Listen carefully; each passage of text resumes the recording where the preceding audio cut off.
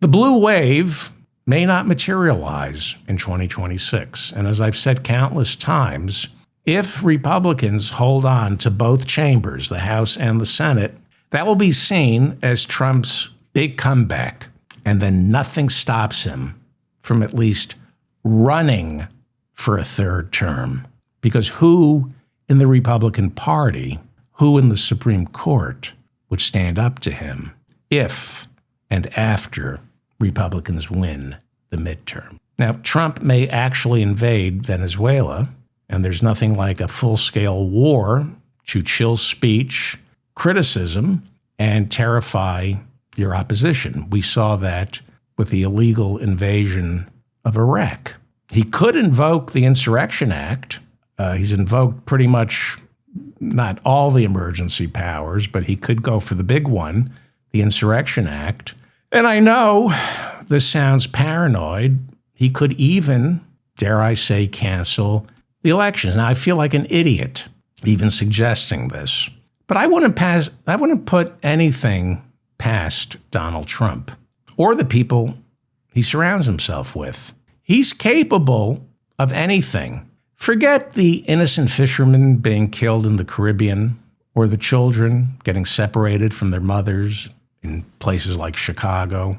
Forget how he and his henchmen delight in the sadism. I don't know if you saw Greg Bovino's social media posts on Christmas Day or Stephen Miller's Christmas posts, delighting in destroying the lives of migrants. It's a depravity so beyond what most of us can comprehend. I think most of us block it out. But on a much more prosaic level, one I think we can all relate to, how far do you have to be? How far gone do you have to be to slap your name on the Kennedy Center for the Performing Arts? This is something I can understand or talk about. I don't know how you get to the point of kill them all. I don't care if they're fishermen, kill them all. Round them all up, separate them from their families. I don't understand.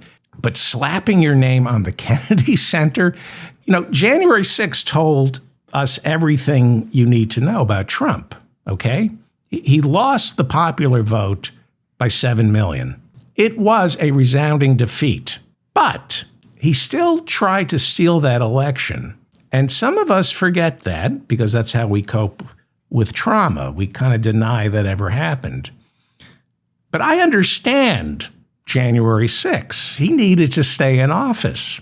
You saw what life was like after he left. He was fighting, on January 6th, he was fighting for his life, the same way he was fighting for his life last year in the presidential election. But the Kennedy Center's rebranding is a level of depravity that it's a reminder of how detached he is from both decency and reality. Again, you could argue January 6th was necessary for his own survival. He had to do it, even though it was an atrocity. But on a basic human level, I don't forgive him, but I do understand why he sparked an insurrection on January 6th. But to slap your name on the Kennedy Center, it is so unnecessary. There's no reason for that other than to commit an act of public indecency. This isn't about survival. This isn't about anything other than committing an act of public indecency. And the people around Trump are more than happy to facilitate this sociopathy just for the sake of the sociopathy. And it tells us he can get away with plenty more barbarities than we mere mortals can imagine. January 6th, you couldn't imagine. Could you imagine the Donald Trump and John Fitzgerald Kennedy Memorial Center for the Performing Arts? The barbarities. Go build the Melania Trump Center for the Performing Arts. Why did you have to slap your name on the Kennedy Center other than for the sole purpose of committing an act of public indecency? Some of you are old enough to remember November 22nd, 1963.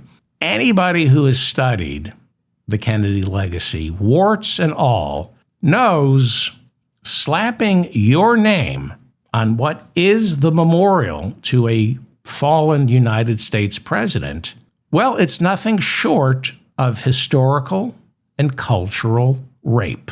He's raping American history and our culture by putting his name on the Kennedy Center. This isn't about his own survival.